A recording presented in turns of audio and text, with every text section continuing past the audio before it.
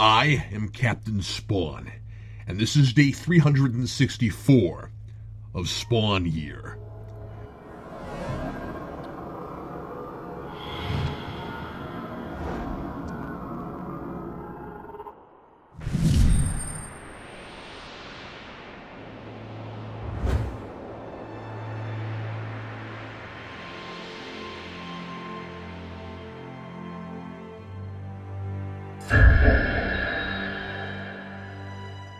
Today, Spawn Year tried to throw me one more desperate, weak curveball by giving me 2 issues to review at once. It's irregular, but not totally unprecedented. There was that day I reviewed all his action figure comics. Maybe the hope was that I'd review 218 and I wouldn't notice 219 on the other side of the bag. That's not totally playing fair, but when has Spawn Year ever done that? If you interpret Doomsvince's original rule, 1 Spawn item each day, as whatever's packaged inside a Mylar bag, this counts as 1 item. Not a very clever trick when I'm this close. I am ready for anything. Then again, it's also possible somebody messed up the count when they chose the items for review and are just bad at math. 218 and 219 chronicle an epic, thrilling fight between Spawn and Malebolgia, as each tries to gauge the other's powers and abilities and get to the other psychologically. I figured the last couple days would produce the most agonizingly hard-to-finish Drek in Spawn Year, but these 2 issues are nothing short of exciting. I'll even go so far as to say imaginative. Just like during the Armageddon days, I'm mostly praising it for looking amazing and not being boring.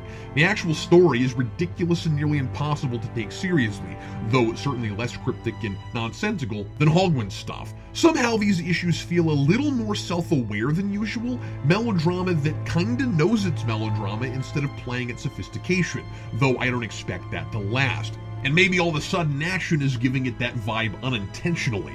Once Malebolgia and Jim start testing each other's powers in the dead zone, things start to really pick up, but before that, we get a pointless chase throughout various shadowy areas all over the world as Clown and Spawn try to elude Malebolgia long enough to come up with a plan, because like the every creepy animal on Earth is a being of pure evil thing, shadows are portals that creatures of darkness can use to teleport anywhere.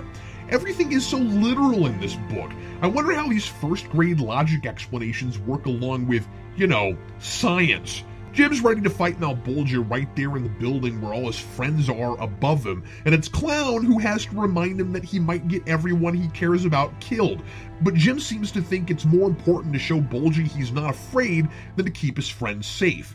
I know Clown's still pretending to be Jim's friend here, but even with what he's told Jim that's actually true, like his killing thousands of humans without remorse and his ambition to lord over hell, he has no reason to feign concern about Mark and Susan.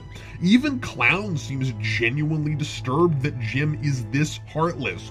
A couple issues ago, I would assume it's the costume's influence, but now I know this is a guy who, with his memories, murdered the woman he claimed to love just for research that had no guarantee of solving his super soldier problem.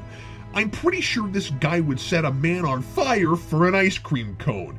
Clown convinces Jim that Bolgia trying to force a fight here is a trap, and reminds him that Bolgia is still missing a piece and isn't at full power yet, so it's smarter to deal with him on their terms. Malebolgia chases them through the shadows all over Tarnation, like the climactic chase in Monsters Incorporated, and using the same goofy cartoon logic. They even teleport right next to a rack of Haunt comics. I wonder if there's an entertainment product in this universe that isn't somehow associated with or owned by Image Comics. I imagine every regular, everyday Joe listens to Kiss and Korn, plays with McFarlane action figures, and watches nothing but baseball and hockey. I wouldn't be surprised if the main fast food chains in this universe are Walking Dead Burger and Savage Taco Dragon.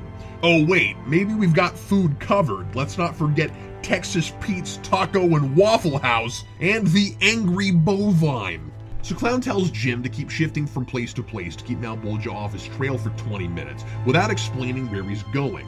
Lucky for Clown, Bolgia keeps following Jim, and like an idiot, Jim just stands there wondering where he went, even though Clown just told him Bolgia would find him if he stayed in one place. Just once, could I get really likable but dumb as bricks? or completely deplorable but a tactical genius. I don't even need smart and feeling something every now and again. Just give me one time. Clown goes to retrieve the power piece he planted on Sam. Is there some reason Malebolgia might guess that's where it is now, when he's been stumped by it all this time? Isn't Clown taking a giant risk going there and leading Malebolgia to it? And since he left Bulgy a note letting him know he took the thing, shouldn't Clown be worried that Malebolgia might be trying to spring a trap for him to lead him there, and that he's less concerned with Jim? Well, lucky for Clown, Malebolgia doesn't manage to find him right away, and instead takes Jim to the dead zone in the alleys. He uses the spawn powers against Jim, saying he created Spawn and controls its powers, and for once, I feel like Jim might be in real trouble. I don't really care, since he was willing to kill all his friends for no reason a few pages ago, but at least I can't immediately guess what's going to happen. Bulgy explains the weird, arbitrary rules about dead zones.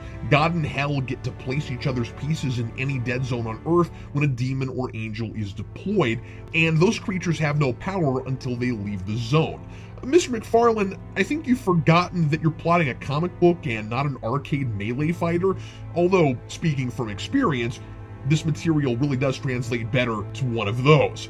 Jim says Bulgy must be scared, and that's why he needs Jim stripped of his powers. He's trying to look powerful and make Jim think he controls him, but really, it's all a fancy light show to intimidate him. Malebolgia tries to prove his power, but finally we discover that there really is much more to Jim than the Spawn costume. We discover that he doesn't even need the costume because he has a power buried deep that goes beyond Spawn, as he demonstrates when he unfurls the wings of redemption. And that's the exciting cliffhanger in 218. I really wish we'd stop calling them that. No one who's worn these things so far has been any more redeemed than the wings of refreshment have quenched my thirst. I don't care how many times the book pretends Jim's only motivation here is the selfless and noble goal of saving the world from Bulgy's reign.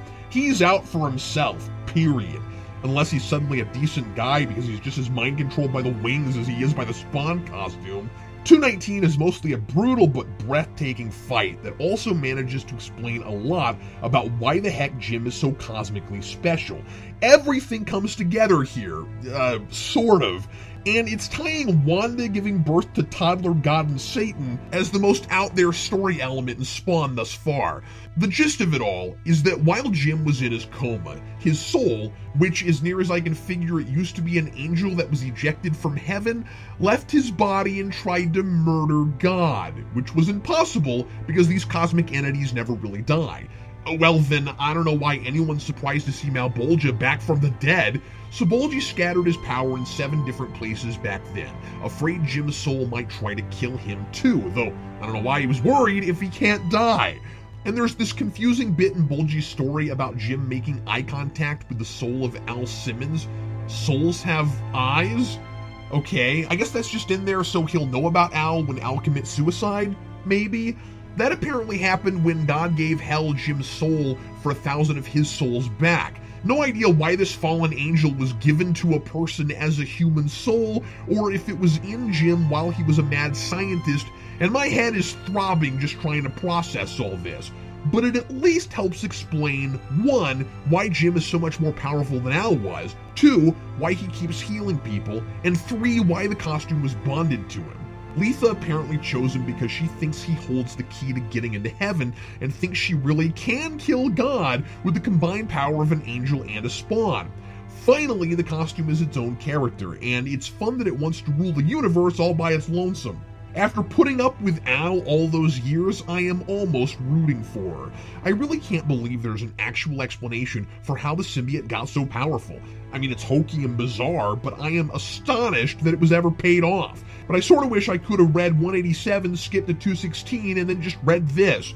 The final page with the Spawn costume declaring war on everything and everyone just after Darth mollifying Malebolgia is some of Kradansky's best work. It's beautifully detailed, gothic, and haunting, and I'm actually a little curious to see what happens next, if only to find out if things can possibly get more convoluted and preposterous. Oddly, I identify most with Malebolgia here, the master who can't control his creation and whose creation believes has surpassed him. But Bulgy is still trying to exert that control, and all I want is to go home. Signed, Captain Spawn.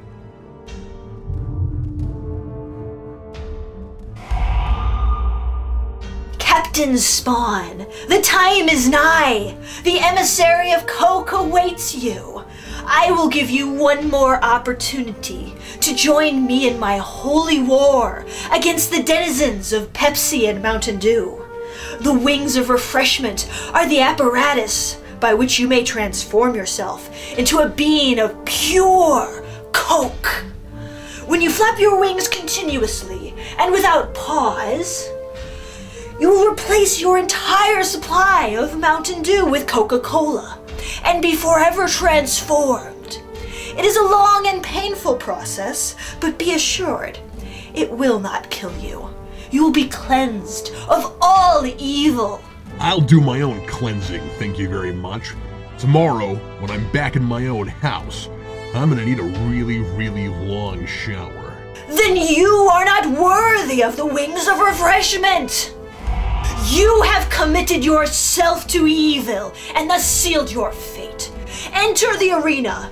I shall pray to my Redeemer to give you a swift and honorable death.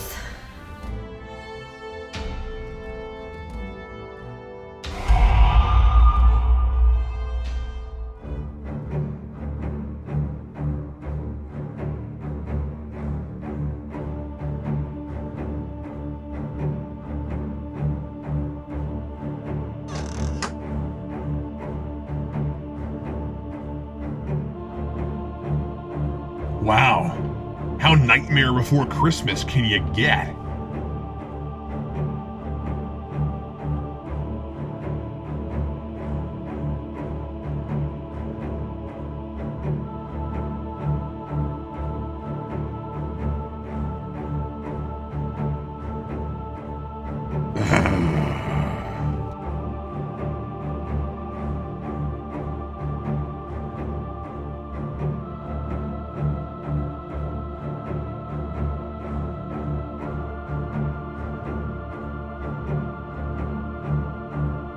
This is the comic shop from hell.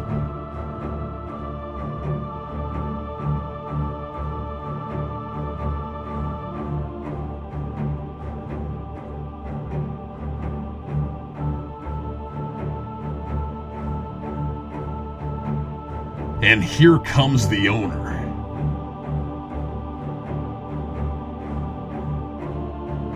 So, you're the emissary of Coke. What are you, 3 days old? Oh, yep, there's your bottle. Oh, that's for me, isn't it?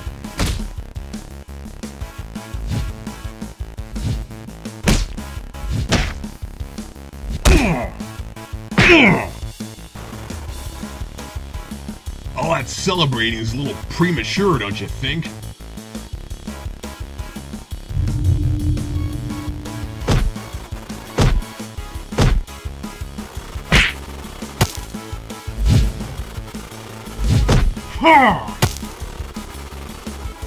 You know, if you wanted a real challenge, you'd review some of these Spawn comics.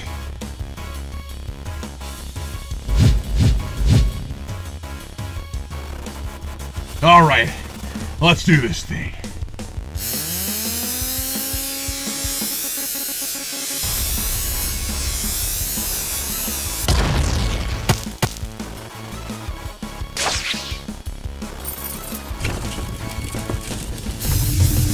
That's dirty pool.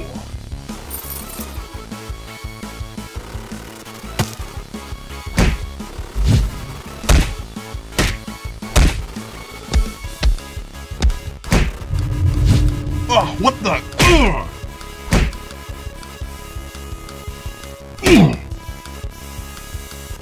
Ah!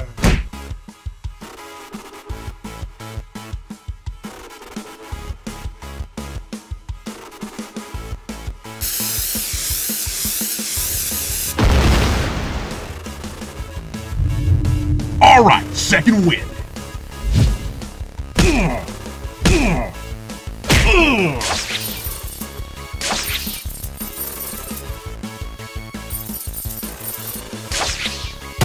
Ha! Ah!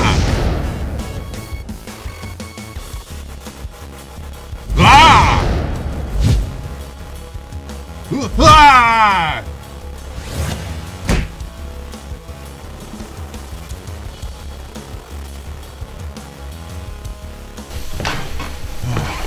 Come on. Get up. Come on. What? Don't worry, Captain Logan. This will be both delicious and refreshing. Doomsvin. For posterity's sake. I'm not finished. I am Doomsvins, and this is the end of Spawn Year. I'm not finished.